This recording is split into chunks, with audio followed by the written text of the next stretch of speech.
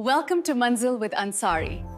We're going to explore this timeline together, starting right here at the beginning. बिल्कुल।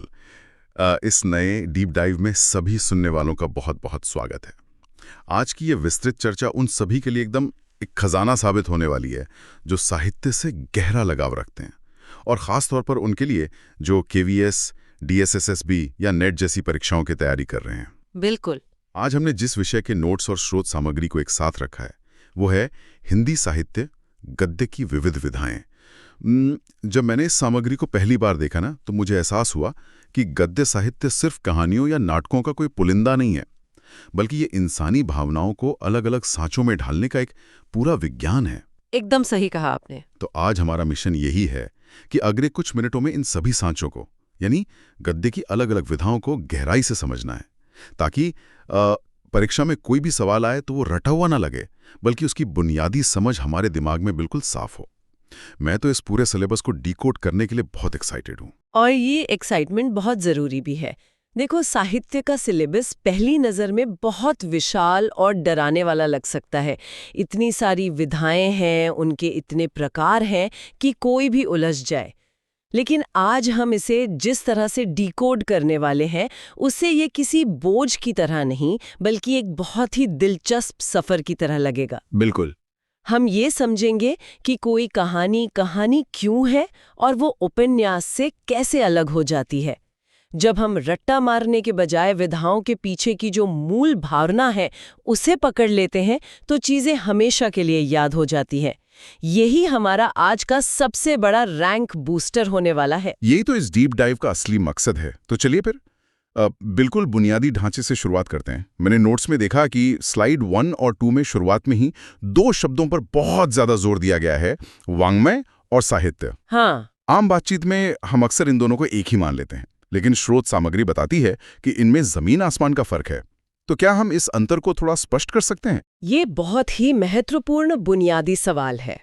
वाङ्मय का अगर हम शाब्दिक अर्थ निकालें तो इसका मतलब है किसी भी विषय पर लिखी गई कोई भी संपूर्ण रचना, यानी दुनिया का हर लिखित ज्ञान वाङ्मय है। वहीं साहित्य उस वाङ्मय का एक बहुत ही विशिष्ट हिस्सा है। अच्छा। साहित्य वो है जो स्वार्थ से परे हो, जिसमें निजता का बंधन ना हो, और सबसे बड़ी बात, जो पढ़ने वाले को आनंद दे। इसे आचार्य हजारी प्रसाद द्विवेदी जी ने बहुत ही खूबसूरती से 3 हिस्सों में बांटा है। वो 3 हिस्से कौन से हैं? पहला है सूचनात्मक साहित्य, जो हमें सिर्फ जानकारी देता है, जैसे कोई विश्वकोश या डिक्शनरी। दूसरा है विवेचनात्मक साहित्य, जो हमारे दिमाग में तर्क और बुद्धि को जगाता है, जैसे दर्शन शास्त्र या विज्ञान की किताबें। और तीसरा है सृजनात्मक साहित्य, जो हमारे अंदर रस पैदा करता है, पढ़ने की ललक जगाता है। और असल में यही हमारा मुख्य साहित्य है। इसी सृजनात्मक गद्य को आगे चलकर कथात्मक और कथेतर गद्य में बांटा जाता है। ये वर्गीकरण तो बहुत ही तार्किक है, लेकिन मेरे मन में एक सवाल आ रहा है। अगर वाङ्मय का मतलब कोई भी लिखी गई रचना है, तो क्या एक तरह से हर लिखा हुआ शब्द? नहीं, हर लिखा हुआ शब्द साहित्य की श्रेणी में बिल्कुल नहीं आ सकता। इसे एक रैंक बूस्टर ट्रिक से समझते हैं। इसे एक वेन डायग्राम की तरह इमेजिन करो। ठीक है, वेन डायग्राम। वाङ्मय एक बहुत बड़ा महासागर या बड़ा वृत्त है, और साहित्य उस महासागर के अंदर मौजूद एक छोटा सा द्वीप है। इसका सीधा मतलब यह है कि हर साहित्य वाङ्मय का हिस्सा तो है, लेकिन हर वाङ्मय साहित्य नहीं हो सकता। ओहो, मतलब? उदाहरण के लिए, अगर आप रेलवे का टाइम टेबल पढ़ रहे हैं या नई वॉशिंग मशीन के साथ मिली यूजर मैनुअल पढ़ रहे हैं, तो वो वाङ्मय तो है क्योंकि वो लिखित ज्ञान है, लेकिन क्या उसे पढ़कर आपको कोई आनंद आ रहा है? क्या वो आपकी भावनाओं को छू रहा है? बिल्कुल नहीं। टाइम टेबल पढ़ के किसे आनंद आता है? बस इसलिए वो साहित्य नहीं है। साहित्य वही है जो संवेदनाओं को जगाए। बहुत ही शानदार फंडा है ये। टाइम टेबल वाङ्मय है, लेकिन प्रेमचंद की कहानी साहित्य है। एकदम स्पष्ट हो गया। अब सामग्री के अगले हिस्से यानी स्लाइड 3 की तरफ बढ़ते हैं। कथात्मक गद्य में जो सबसे पहली विधा मेरे सामने आई वो है नाटक। इसे दृश्य काव्य कहा गया है। मुझे ये शब्द बहुत दिलचस्प लगा। दृश्य काव्य यानी जिसे देखा जा सके। बिल्कुल।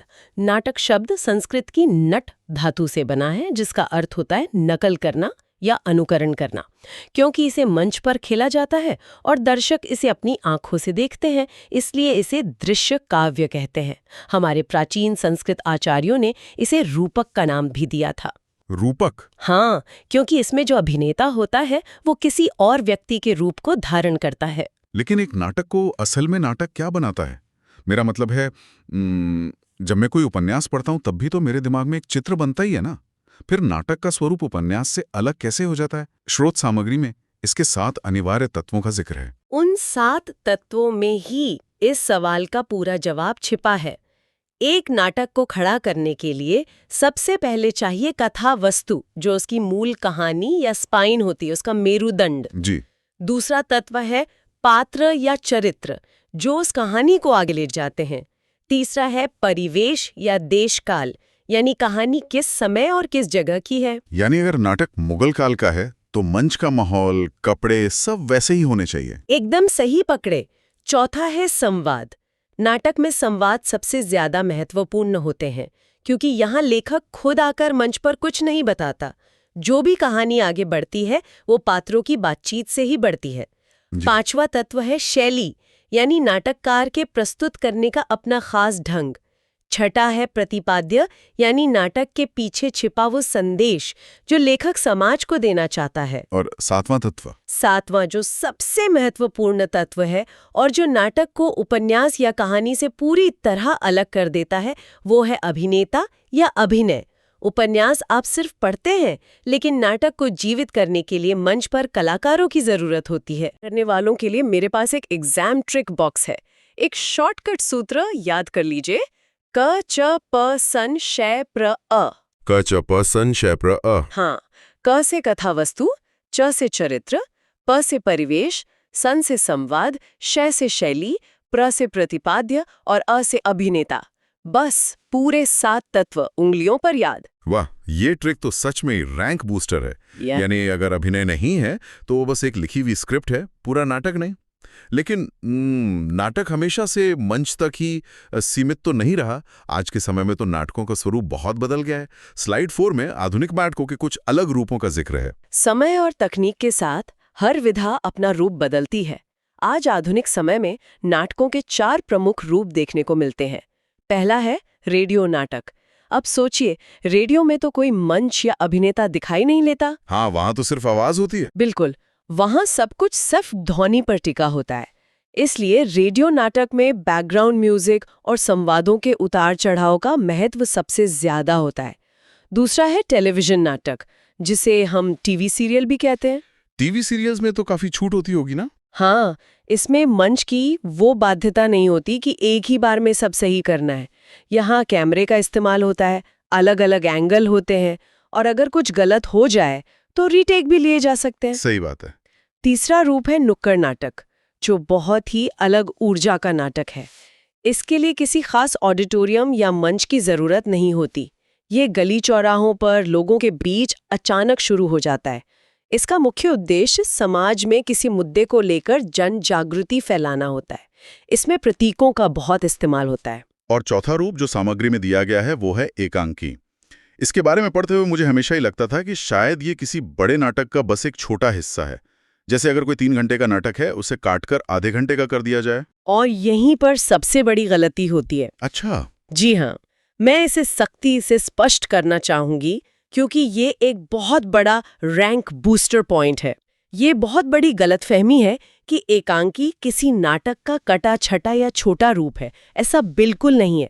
एकांकी एक पूरी तरह से पूर्ण और स्वतंत्र विधा है। तो फिर इसका जन्म कैसे हुआ? इसका विकास पश्चिम में कर्टन रेजर्स के रूप में हुआ था, जब बड़े नाटकों से पहले दर्शकों का ध्यान खींचने के लिए छोटे नाटक खेले जाते थे। एकांकी का मतलब है एक अंक वाला नाटक।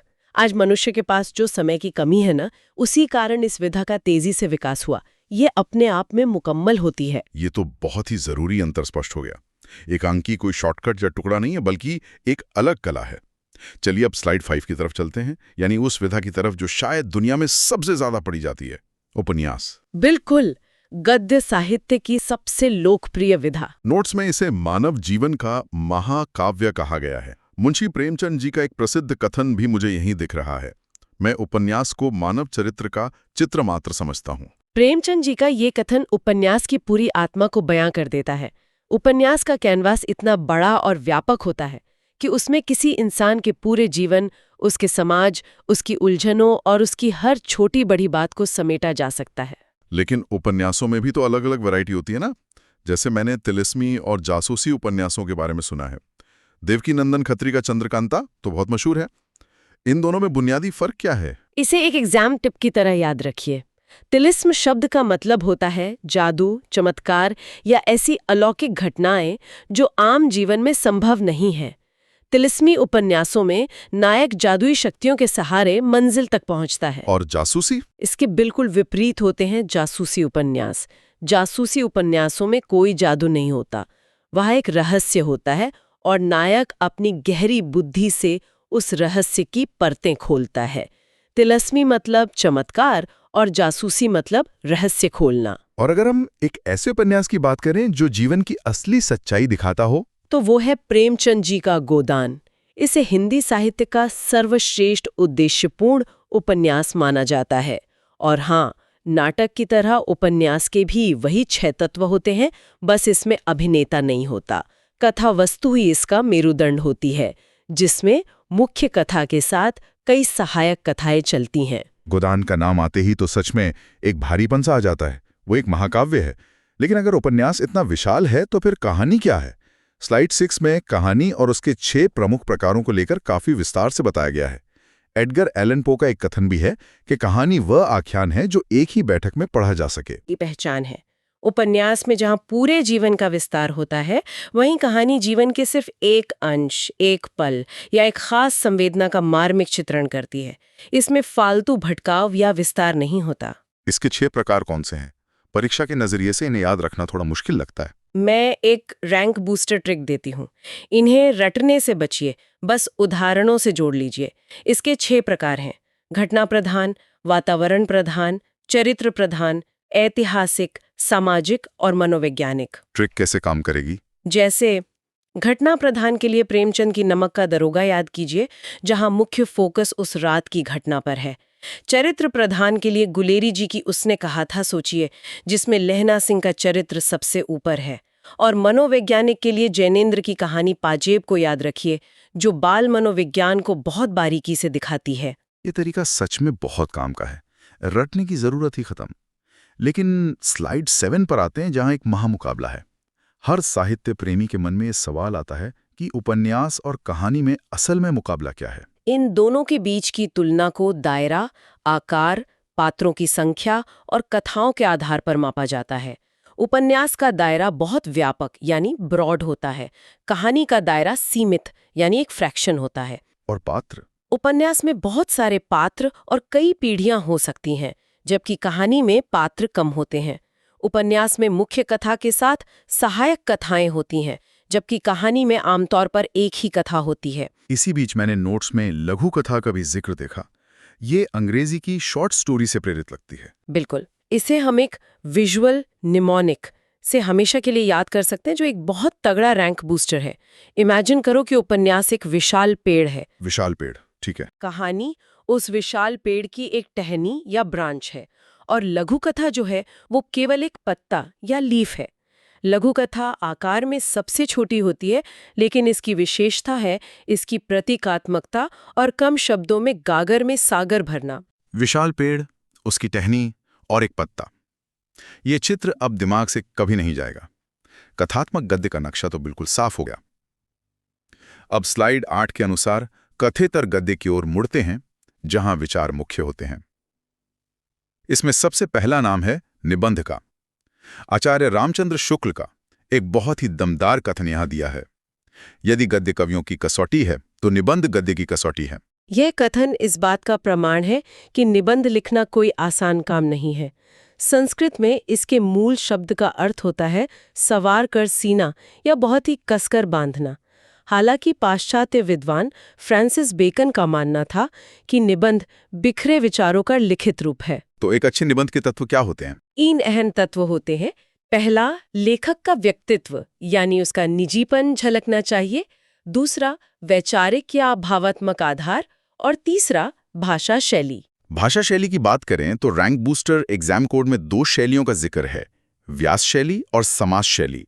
इन दोनों में क्या अंतर है? व्यास शैली का मतलब है विस्तार से समझाना, यानी एलैबोरेट करना। इसमें लेखक छोटी सी बात को भी बहुत डिटेलिंग के साथ लंबे वाक्यों में बताता है। दूसरी तरफ है समास शैली, जिसका मतलब है समेटना या कंसाइज करना। इसमें लेखक सूत्रों की तरह बहुत छोटे छोटे वाक्यों में बड़ी बात कह देता है। समझ गया। व्यास मतलब जूम इन करके फैलाना और समास मतलब गागर में सागर भरना। एकदम स्पष्ट। अब स्लाइड 9 में निबंध के 4 प्रमुख भेद बताए गए हैं, वर्णनात्मक, विवरणात्मक, विचारात्मक और भावात्मक। हाँ, और इसे पहचानने का एक बहुत ही शानदार कॉन्सेप्ट चेक है। वर्णनात्मक निबंध सजीव वर्णन करते हैं, यानी ये बताते हैं कि क्या, व्हाट है। विवरणात्मक निबंध घटना या इतिहास बताते हैं, यानी कैसे हुआ, हाउ। और बाकी 2 विचारात्मक निबंध में सारा खेल बुद्धि और तर्क का होता है, यानी दिमाग, माइंड। जैसे शुक्ल जी का निबंध कविता क्या है, और भावात्मक निबंध में भावनाओं की प्रधानता होती है, यानी दिल, हार्ट। लेकिन मेरा एक डाउट है, ये जो मनोवैज्ञानिक निबंध होते हैं वे कहाँ आते हैं? बहुत अच्छा सवाल है। मनोवैज्ञानिक निबंध विचारात्मक निबंधों के अंतर्गत ही आते हैं, क्योंकि उनमें भावनाओं का बौद्धिक विश्लेषण होता है। और हाँ, यहाँ ललित निबंधों का भी जिक्र करना जरूरी है, जिसके लिए हजारी प्रसाद द्विवेदी जी बहुत प्रसिद्ध हैं। ये तो बहुत ही गहरी बात थी। अब स्लाइड 10 पर चलते हैं। आलोचना यानी निष्पक्ष मूल्यांकन की कला। आम जिंदगी में तो आलोचना का मतलब सिर्फ कमियां निकालना होता है। साहित्य में ऐसा नहीं है। आलोचना का अर्थ है सम्यक लोचन, यानी भली भांति देखना। इसका उद्देश्य किसी कृति के गुण और दोषों का निष्पक्ष मूल्यांकन करना है। लेकिन इसमें सबसे बड़ी बाधा क्या है? किसी भी इंसान के लिए पूरी तरह निष्पक्ष होना बहुत मुश्किल है। आलोचना की सबसे बड़ी बाधा मानी जाती है। आलोचना 2 प्रकार की होती है, सैद्धांतिक, जिसमें नियम तय किए जाते हैं, और व्यवहारिक, जिसमें उन नियमों का प्रयोग होता है। क्या एमसीक्यू के लिए इसमें कोई खास पॉइंट है? हाँ, एक बहुत बड़ा एमसीक्यू रैंक बूस्टर है। एक अच्छे आलोचक के 2 सबसे बड़े गुण होते हैं। पहला, विद्वत्ता यानी गहरा ज्ञान, और दूसरा, तटस्थता यानी न्यूट्रलिटी, बिना भेदभाव के सत्य बोलना। तटस्थता, सच में ये बहुत जरूरी है। चलिए अब स्लाइड 11 की बात करते हैं। रेखाचित्र और संस्मरण। ये दोनों स्मृतियों का कैनवास है, लेकिन इनमें हमेशा कंफ्यूजन रहता है। इसे वेन लॉजिक से सॉल्व करते हैं। रेखाचित्र यानी वर्ड स्केच, इसमें निजी संबंध होना आवश्यक नहीं है, कल्पना की थोड़ी छूट होती है, और चित्रात्मकता यानी विजुअल्स पर जोर होता है। और संस्मरण? संस्मरण यानी निमोर, ये लेखक के निजी जीवन से सीधा जुड़ा होता है। ये केवल अतीत की घटना होती है, और इसमें 100% सत्य होना चाहिए, यानी फैक्ट्स जरूरी हैं। तो वेन लॉजिक के हिसाब से हर संस्मरण एक रेखाचित्र हो सकता है, क्योंकि उसमें चित्र तो उभरता ही है। लेकिन हर रेखाचित्र संस्मरण नहीं हो सकता, क्योंकि रेखाचित्र काल्पनिक भी हो सकता है। एकदम परफेक्ट, आप तो खुद ही डिकोड करने लगे। अब स्लाइड 12 देखते हैं। आत्मकथा बनाम जीवनी। ये बहुत सीधा है। एक एग्जाम शॉर्टकट याद रखो। आत्मकथा यानी जो स्वयं लिखी जाती है, इसके लिए अत्यधिक साहस और ईमानदारी चाहिए, क्योंकि ये आंतरिक सत्य उजागर करती है। और जीवनी? जीवनी कोई अन्य व्यक्ति लिखता है। इसके लिए बाहरी प्रमाणिक सामग्री और रिसर्च की जरूरत होती है। यानी आत्मकथा सेल्फ है और जीवनी अदर्स के लिए है। बिल्कुल क्लियर। स्लाइड 13 पर आते हैं। यात्रावृत्त और रिपोर्टाज। यात्रावृत्त तो लेखक के सुखद यात्रा अनुभवों से जुड़ा है, लेकिन ये रिपोर्टाज शब्द किस भाषा का है? ये एक बहुत ही इंपॉर्टेंट एमसीक्यू है। रिपोर्टाज फ्रेंच भाषा का शब्द है। फ्रेंच? जी, ये अंग्रेजी के रिपोर्ट का कलात्मक रूप है। यह युद्ध, दंगे, अकाल जैसी आपदाओं पर लिखा जाता है, ताकि जन जागरूकता और मानवीय मूल्य फैलाए जा सकें। यानी न्यूज रिपोर्ट को जब संवेदना के साथ लिखा जाए तो वो रिपोर्टाज है। बहुत खूब। अब हम स्लाइड 14 यानी परीक्षा विशेषांक महत्वपूर्ण शब्दावली पर हैं। हाँ, ये तकनीकी शब्द सुमेलित करें या मैच द फॉलोइंग वाले सवालों में बहुत आते हैं। तेजी से समझते हैं। इतिवृत्तात्मक का मतलब है पुरानी कथा का सीधा या फ्लैट वर्णन। प्रत्यक्ष शैली मतलब सीधा विवरण, और परोक्ष शैली जो पात्रों के संवादों पर निर्भर होती है। और एक शब्द है पूर्वादिप्ति। ये क्या है? ये एक सुपर टिप है। पूर्वादिप्ति को तोड़कर देखिए। पूर्व मतलब पहले, दीप्ति मतलब प्रकाश डालना, अर्थात फ्लैशबैक।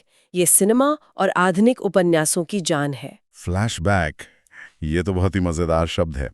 तो अब हम स्लाइड 15 पर आ गए हैं, जो हमारा मास्टर समरी और क्विक टेस्ट है। गद्य साहित्य का नक्शा हमने देख लिया, दृश्य, कथात्मक, विचारात्मक और स्मृति आधारित। तो क्या आप एक रैपिड फायर बोध प्रश्न राउंड के लिए तैयार हैं? बिल्कुल तैयार हूं, पूछिए। तेजी से जवाब दीजिएगा। एकांकी में कितने अंक होते हैं? केवल एक। निबंध की 2 मुख्य शैलियां। व्यास और समास। तटस्थता का गुण किस विधा में चाहिए? आलोचना में। रिपोर्टाज किस भाषा का शब्द है? फ्रेंच। बहुत बढ़िया। यहाँ मेरा फाइनल एग्जाम टिप यही है कि गद्य विधाओं को रटे नहीं, उनकी मूल भावना या कोर इमोशन को समझें।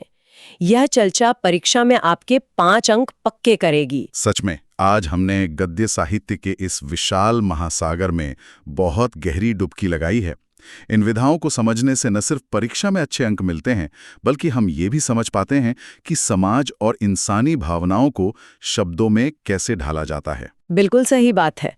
और इस डीप डाइव को समेटते हुए स्रोत सामग्री से एक कदम आगे बढ़कर एक विचारोत्तेजक सवाल है, जिस पर सुनने वाले खुद विचार कर सकते हैं। जरा सोचिए, साहित्य हमेशा अपने समय के हिसाब से अपना रूप बदलता है। आज के इस तेज तर्रार सोशल मीडिया और रील्स के दौर में, जब लोगों का अटेंशन स्पैन लगातार कम हो रहा है, तो भविष्य में गद्य की कौन सी नई विधा जन्म लेगी? ये सोचने वाली बात है। क्या भविष्य का साहित्य लघु कथा से भी छोटा हो जाएगा? इस बारे में जरूर सोचिएगा। अगर आज की क्लास हेल्पफुल लगी हो तो वीडियो को लाइक जरूर करें और चैनल को सब्सक्राइब करना बिल्कुल ना भूलें। मिलते हैं नेक्स्ट क्लास में।